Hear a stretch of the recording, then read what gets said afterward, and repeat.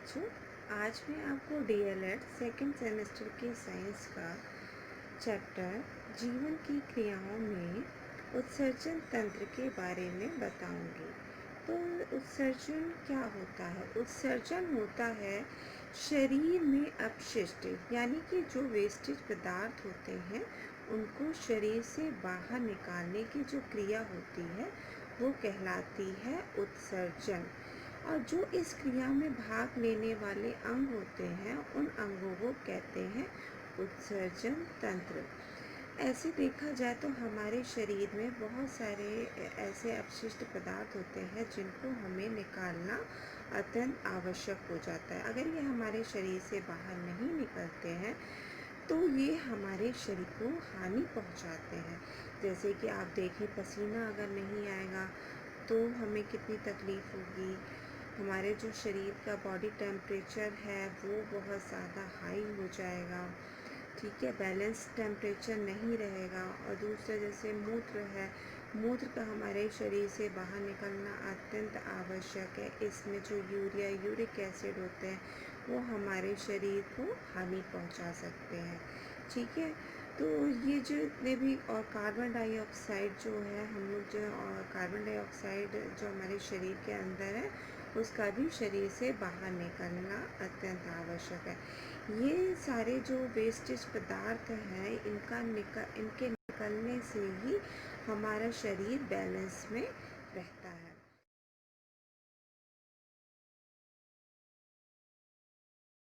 हम पढ़ते हैं वृक्क के बारे में।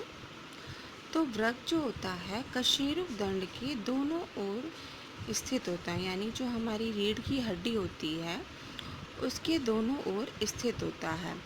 ये कशेरुक ये जो वृक्क होता है हमारा, ये सीन के बीच के आकार का होता है और इसके ऊपर अधिवृक्क ग्रंथि पाई जाती है, ठीक है।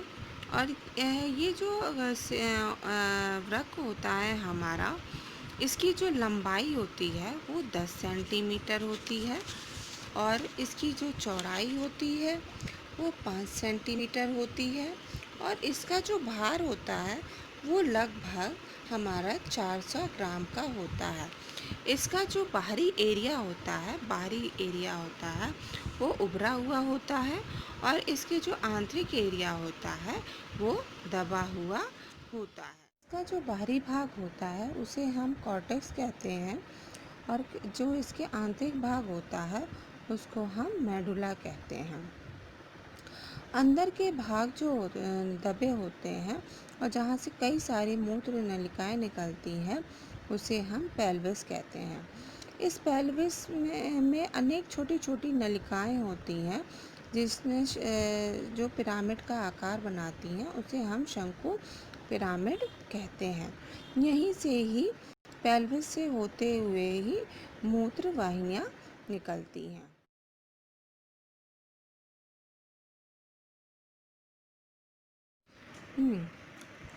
अब वृक्क नलिकाओं में हम आ जाते हैं तो जो उत्सर्जन की इकाई होती है, वृक्क नलिकाएं होती हैं, इसे हम क्या कहते हैं? नेफ्रॉन कहते हैं।